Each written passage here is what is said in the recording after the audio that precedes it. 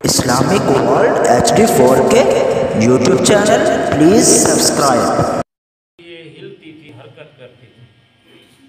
آج بھی اگر تھوڑا سا کہیں زلزلہ آ جائے، زمین حرکت کرے تو لوگ گھروں سے باہر بھاگ جاتے ہیں کہ کہیں گھر نہ گر جائے، چھت نہ گر جائے، ہمارے اوپر ڈر جاتے ہیں۔ تو آپ خود اندازہ لگائیں، جب زمین ہلتی تھی تو لوگوں کا اس کے اوپر رہنا بڑا مشکل تھا۔ مکان کیسے بناتے، ہل کیسے چلاتے، اپنی فصلیں کیسے بوتے۔ تو اللہ پاک نے جو ہے نا اس زمین کے اوپر پہاڑ پیدا فرمائے تاکہ زمین حرکت نہ کرے۔ پھر اللہ نے ایسی زمین بنائی کہ نہ بالکل سخت بنایا کہ تم ہل بھی نہ چلا سکو، فصل بھی نہ بیج سکو، اور نہ بالکل نرم بنایا کہ انسان چل بھی نہ سکے، اندر دب جائے۔ اللہ پاک نے اس طریقے سے زمین کو پیدا کیا۔ فرمایا کہ پھر وَبَثَّ فِيهَا مِن كُلِّ دَابَّةٍ، ہر قسم کے اللہ پاک نے جانور بھی پیدا کیے۔ کوئی 4 ٹانگوں والے ہیں، کوئی 2 ٹانگوں والے ہیں، کوئی اس سے بھی زیادہ ٹانگوں والے ہیں۔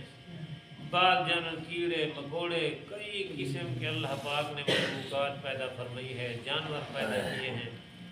بعض جانوروں کو حلال بنایا، بعض کو حرام بنایا۔ بعض کے اوپر سواری کرتے ہیں، بعض جانوروں کو لوگ صرف شوقیہ رکھتے ہیں۔ تو مختلف قسم کے جانور یہ بھی کس نے پیدا کیے؟ فرمایا کہ وَأَنزَلْنَا مِنَ السَّمَاءِ مَاءً، اور ہم آسمان سے پانی اتارتے ہیں، بارش اتارتے ہیں۔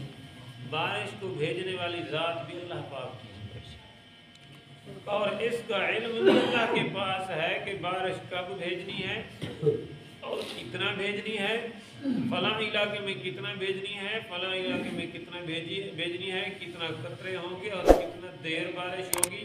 یہ علم صرف اللہ کے پاس۔ بعض دفعہ سائنسدان جو ہے وہ بتلاتے ہیں جی بارش آئے گی لیکن نہیں آتی، بعض دفعہ وہ بتلاتے ہی کچھ نہیں ہے لیکن اللہ کی طرف سے بارش آ جاتی ہے۔ تو معلوم ہوا یہ علم جو ہے یہ قدرت سے کس کے پاس ہے؟ فرمایا کہ پھر اللہ پاک پانی جب اتارتے ہیں تو پھر اس پانی زمین کے اندر اللہ نے مختلف قسم کے عمدہ پھل اور جوڑے اللہ نے پیدا کر دیے۔ مثال کے طور پر بعض پھل جو ہے نا کڑوے ہیں، بعض میٹھے ہیں، بعض خشک ہیں، بعض تر ہیں، بعض گرم ہیں، بعض ٹھنڈے ہیں۔ بعض کا رنگ کس طرح کا ہے، بعض کا رنگ کس طرح کا ہے، یہ جوڑے اللہ نے پیدا کیے ہیں۔ فرمایا کہ یہ ساری پیداوار اللہ کی ہے۔ آسمانوں کو بغیر ستونوں کے کھڑا کیا، زمین کو پانی کے اوپر بچھایا، پھر پہاڑ گاڑ دیے، پھر ہر قسم کے جانور پیدا کیے، پھر آسمان سے پانی اتارا، پھر قسم و قسم کے پھل پھول پودے اللہ نے پیدا کیے، اناج پیدا کیے۔ پھر فرمایا کہ ھذا خلق اللہ، یہ اللہ کی ساری پیداوار ہے۔ تم بتلاؤ کہ جن کو تم نے مشکل کشا سمجھا ہوا ہے، نفع نقصان کا مالک سمجھا ہوا ہے، ماذا خلق الذین من دونی، وہ مجھے دکھلاؤ تو صحیح انہوں نے کیا پیدا کیا۔ جن کے سامنے تم جھک رہے ہو، جن سے تم مددیں مانگ رہے ہو، جن کے سامنے جا کر سجدے کرتے ہو، جن کے اوپر جا کر طواف کرتے ہو، منتیں مانتے ہو، بتلاؤ انہوں نے کیا چیز پیدا کی ہے۔ اللہ پاک ایک قسم کا سوال ہمارے پر چھوڑ رہے ہیں، ہم پیچھے پڑ چکے ہیں۔ تو اللہ پاک نے وہاں پر کئی سوالات کیے۔ فرمایا امن خلق السماوات والارض، بتلاؤ کہ آسمان اور زمین کو کس نے پیدا کیا۔ فرمایا ان کے پاس کوئی جواب نہیں ہے، خود کہیں گے لیقولن اللہ، اللہ نے پیدا کیا۔ اسی طرح اللہ نے پورا ایک رکوع سوالوں میں اللہ نے ذکر فرمایا۔ تو فرمایا بتلاؤ کہ ان لوگوں نے کیا پیدا کیا ہے جن کو اللہ کے علاوہ تم نے، اللہ کے نیچے تم نے مشکل کشا سمجھا ہوا ہے، نفع نقصان کا مالک سمجھا ہوا ہے، انہوں نے کون سی مخلوق پیدا کی ہے، ایک تو بتلا دو۔ فرمایا بل الظالمون فی ضلال مبین، بلکہ ظالم لوگ کھلی گمراہی کے اندر پڑے ہوئے ہیں۔ سب کچھ پیدا کرنے والی ذات کون ہے، اور یہ سارے اختیارات کا مالک بھی اللہ پاک ہے اور کوئی نہیں ہے۔ بزرگو یہ اللہ کا قرآن ہے، میں اپنی طرف سے کوئی بات نہیں کر رہا ہوں، اور یہی عقیدہ توحید ہے۔ آپ کلمہ پڑھتے ہیں تو کلمہ میں یہی عقیدہ سکھایا جاتا ہے۔ نبی کریم صلی اللہ علیہ وسلم کے ساتھ جو لوگوں کا جھگڑا تھا وہ اسی بات کے اوپر تھا۔ وہ کہتے تھے ہمارے بت جو ہیں، یہ ہمارے معبود جو ہیں، یہ بھی کچھ نہ کچھ کر لیتے ہیں، یہ نہیں کہ وہ خدا کے منکر تھے، خدا کو بھی مانتے تھے، لیکن کہتے تھے اللہ نے کچھ نہ کچھ اختیار ان کو دیا ہوا ہے۔ ما نعبدهم الا ليقربونا الى الله زلفى، ان کی عبادت اس لیے کرتے ہیں کہ یہ ہمیں اللہ کے قریب کرتے ہیں۔ ان کا عقیدہ نظریہ یہ تھا، لیکن نبی کریم صلی اللہ علیہ وسلم ان کو بتاتے تھے کہ سب کچھ اللہ کے ہاتھ میں ہے، کوئی کچھ نہیں کر سکتا، نفع نقصان کا مالک اللہ ہے اور کوئی نہیں ہے۔ اسی بات کے اوپر جھگڑا تھا اور کوئی بات نہیں تھی، نہ رشتہ داری کا جھگڑا تھا۔ وہ خود کہتے تھے آپ مکے کے اندر جون سی خوبصورت لڑکی کہیں آپ ہاتھ رکھیں، ہم آپ کے ساتھ رشتہ کرنے کے لیے تیار ہیں۔ آپ پوری مکے کی سرداری اگر چاہتے ہیں، ہم آپ کو سردار بنانے کے لیے تیار ہیں۔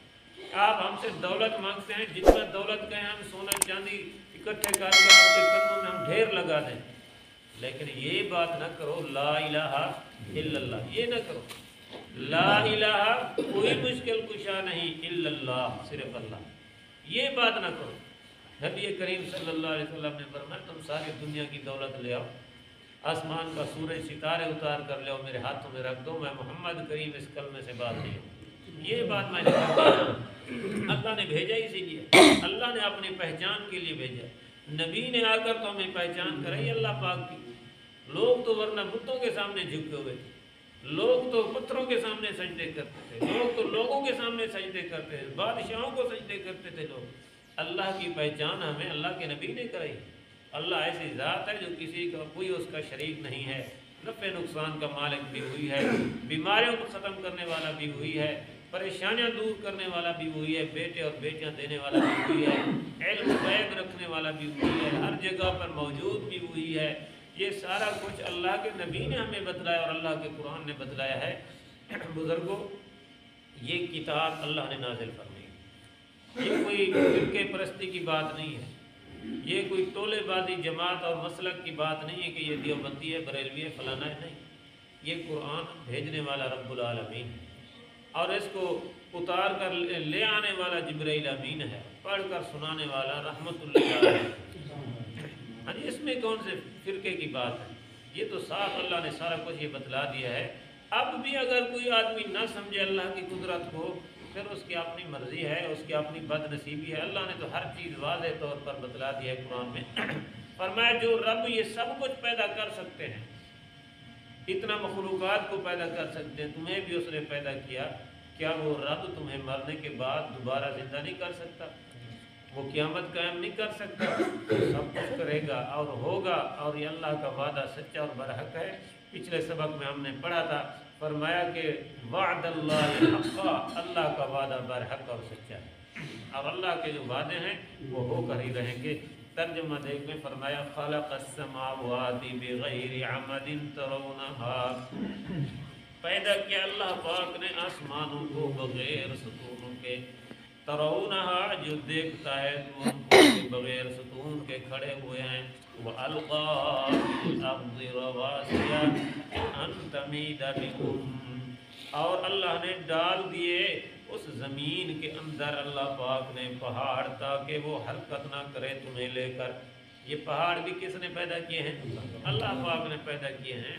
وَبَثَّ فِيهَا مِن كُلِّ دَابَّةٍ، اور ہر قسم کے جانور اللہ پاک نے اس زمین میں پھیلا دیے۔ جانوروں کا خالق بھی کون ہے؟ بزرگوں کا۔ حضرت سلیمان علیہ السلام نے نہیں اللہ پاک سے درخواست کی تھی کہ اللہ مجھے اجازت دے میں آپ کی مخلوق کو کھانا کھلانا چاہتا ہوں۔ اللہ پاک نے فرمایا او میرے پیغمبر، یہ تیرا کام نہیں ہے، رزق دینا کس کا کام ہے؟ آپ میرے بندے ہیں، میرے پیغمبر۔ سلیمان علیہ السلام اللہ کا وہ نبی ہے جس نے ساری دنیا پر بادشاہی کی، اور اللہ کا نبی بھی ہے اور بادشاہ بھی ہے، اور ایسا بادشاہ ہے کہ ہوا پر بھی اس کی بادشاہی اور آرڈر چلتا ہے، جانوروں پر بھی آرڈر چلتا ہے، پانی پر بھی اس کا آرڈر چلتا ہے، ہر چیز پر اس کا آرڈر حکومت چلتی تھی۔ اللہ پاک نے فرمایا نہ میرا پیغمبر، یہ میرا کام ہے، رب کا کام ہے رزق دینا، کھانا کھلانا، تو اس کام میں نہ۔ اللہ مہربانی کر، ایک مہینے کے لیے اللہ پاک نے فرمایا نہیں تیرا کام ہے۔ اللہ ایک ہفتے کے لیے فرمایا نہیں۔ اللہ چلو ایک ٹائم کا کھانا، اللہ پاک نے فرمایا اچھا کر لو، تم اپنی خواہش پوری کر لو۔ حضرت سلیمان علیہ السلام نے جنوں کو بلا لیا، انسانوں کو بلا لیا، ہوا کو آرڈر کیا، ہوا ٹھنڈی ٹھنڈی چل پڑی، ادھر سے کھانے پکنے شروع کر دیے، بعض روایتوں میں آتا ہے کہ 1 مہینہ یا 2 مہینے کھانے پکاتے رہے۔ اتنا مخلوق جنات اور انسان رات دن لگے ہوئے ہیں پکانے میں انبار لگا دیے کھانوں کے۔ اب 1 مہینہ پتہ نہیں 2 مہینے کے بعد جو ہے نا اللہ پاک سے درخواست کی، اللہ میں نے تو انبار لگا دیے ہیں، بھیج اپنی مخلوق۔ اللہ پاک نے فرمایا کون سی مخلوق بھیجوں، پانی والی یا خشکی والی؟ اے اللہ پانی والی چلو بھیج دے۔ اللہ پاک نے ایک مچھلی بھیجی، ایک وہ آئی جو صحیح نا ساری غذا کو ایک لقمہ کیا وہ جو 2 مہینے حضرت سلیمان علیہ السلام نے پکایا تھا نا، ایک لقمہ کیا اور ٹکار مار کے چلی گئی۔